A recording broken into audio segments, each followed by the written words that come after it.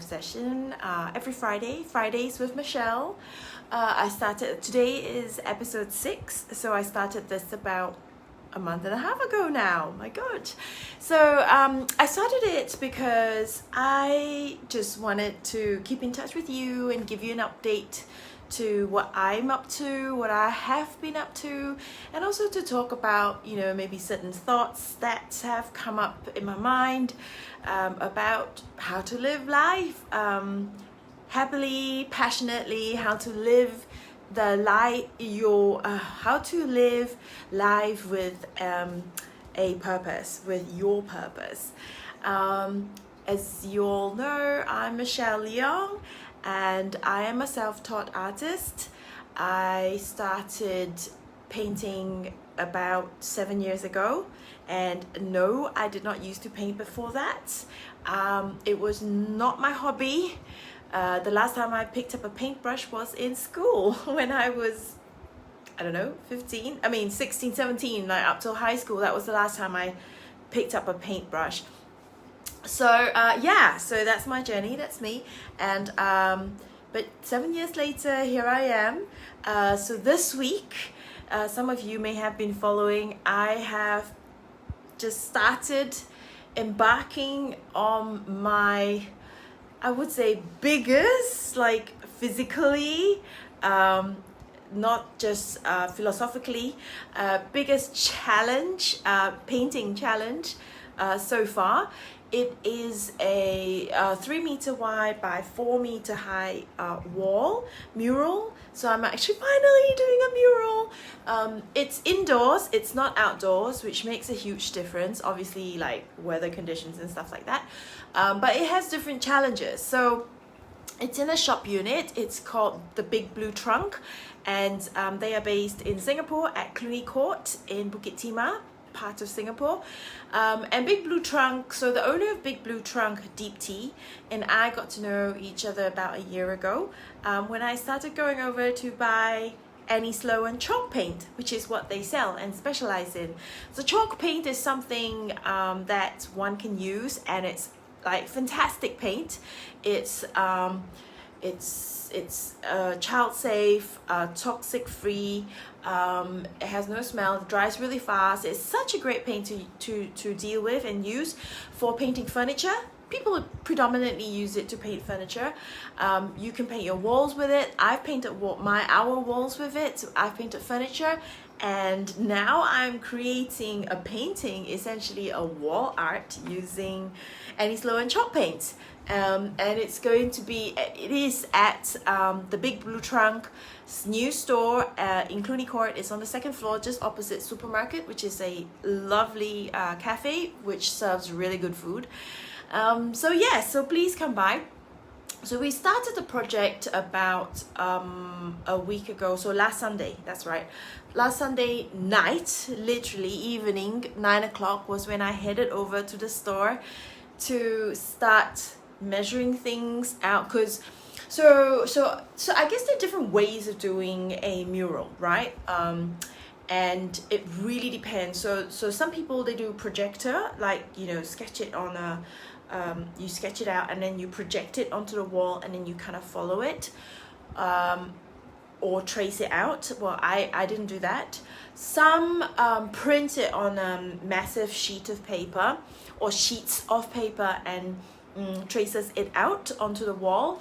I've seen one where they like literally punch holes through, so they have dotted lines on the wall. For me, I decided to take what seemed like the easiest and most straightforward way to me. Was I initially sketched it out on a sketch pad, measured the wall and scaled it, so a little bit of maths required. I drew the grids on my sketch pad and scaled it accordingly, so 3 cm was equivalent to 40 centimeters on the wall, and I named the grids, and then I kind of like, okay, well, this grid you're meant to have this line, and this is where the nose is, and this is where highlights in. I literally just followed the grid and scaled up, and it is pretty straightforward, you would think, but actually, because this is the first time where I'm doing a really massive life's size, like her face is bigger than my face for sure. Like bigger than me.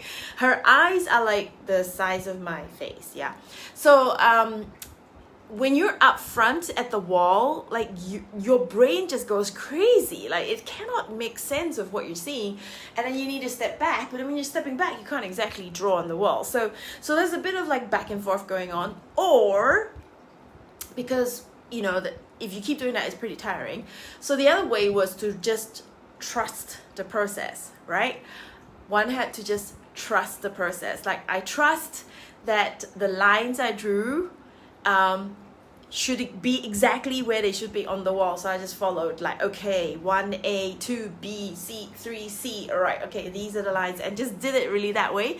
And I posted a couple of videos, behind the scenes hyperlapse videos showing the progress. So that's literally how I did it, like the sketching. I followed my sketch, the grid, scaled it up.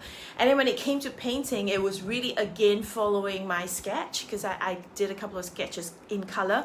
And also just kind of remembering from my very vague memory of doing a couple of portrait paintings in the past where the shadows should be, where the highlights should be, and trying to follow the rules of painting where you put the dark colors first and then you kind of like gradually go to the highlights. So yeah, we did, we started on Sunday night, 9 o'clock in the evening till 2 in the morning, we left. Monday we started again around 12, and I was painting till 2 in the morning. So yeah, it's pretty full on. It was, you know, it has already been about what, 12 hours, close to 17 hours of work, if not more. And we then decided to just stop the mural because there was so much renovations work that still needed to be continued. The electricians came in, they needed to repaint the ceilings because certain paint, like the patches weren't taking on the first coat of paint. You need a second coat of paint. They were going to install the shelves. They were going to do a lot of stuff. And initially we thought we could work alongside all these works, but that was just no way. Like the whole place, like there's just full on works going on. So at this point I really thought about it and thought, you know, what do we do? Do we just go with the flow? Or do I say here, look, you know, let's do this properly. Let's get through the renovations and prepare the shop for opening properly, and then we'll deal with the painting. So that was kind of what DT and I discussed, and we decided to go with that rather than having everything at the same time, and it was just chaos, and it's just managing a lot of people as well. So I guess that kind of got me thinking about, you know, when we do certain things, do we just go with how we're feeling? Oh, hello, hi, Mama. When we do certain things, do we actually do it consciously? Do we think before we do something, before we react or respond, do we actually ask ourselves, whoa, hang on, what exactly do you want out of this?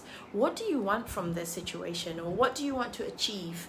And I do try to do that as often as possible before I respond very quickly to a message or react to someone's ridiculous comment. One gets that sometimes. I ask myself, what exactly do I want to get out of this? Do I want to fight? Do I want to have an argument? Do I want to make my point? Or do I want to kind of come from a compassionate point of view, which is often where I personally like to come from, and going from there, you know, because I think when you know what your intention is behind every single response and reaction, you will make more conscious comments and actions towards your life, and very soon it becomes so subconscious or part of your life that you no longer have to really constantly pull yourself back anymore and before you know it, you're doing automatically, like, oh, okay, before I answer, let me just step back, think about it. What do I want to say? Why am I doing this? Why am I making this post? Why am I talking to you? Because I want to connect. And this is a great way for me to connect, because it's there's many of you outside of Singapore that I can't reach or talk to. Yeah, so it's all down to intentions with living life consciously. And my question in my post was, are you living life consciously? And I'd love to know. Let me know. Share your thoughts. I always like to hear from you, and yeah, just hear your point of view. Well, that's it from me. I'm actually really knackered, so I just went back to the store just now to finish the sketch, because when we first did the sketch, the plans, we had boards. We were supposed to have boards up all the way to the top of her turban, and the carpenters conveniently forgot that top part, so we were missing a turban, like the top bit of a turban. So they just recently installed the boards, and I had to go back in and sketch out the turban, the top part. They were gonna take it down so that I can paint it on the floor rather than vertically at like 3 meter high, on a ladder while sticking things on, trying to use palette knives. So that's just all a bit hazardous, maybe a bit dangerous. So we decided to see if we can take the boards down, and then do the painting and then reinstall it. So we shall see. I don't really know what the plan is, but that's how it goes. Yeah, so keep posted. I will share the videos of the progress. For those of you who are in Singapore, come and say hello, come and see me. I'll be at Cluny Court next Monday onwards, most likely there for the next 5 days, because it's not just her in a turban. We're doing flowers and vines coming down, and I am planning to use real leaves and flowers to do it, like how I do my paintings, creating those textures and three-dimensional textures. So yeah, hopefully I can carry that out, and yeah, come and say hello, or come and help me paint. Cool. That's it for now. I wish you a really good weekend. I've got a relaxing weekend planned up after working my butt off the whole week. So yes, I'd love to hear your plans too, and have a great weekend. If not, see ya. Bye.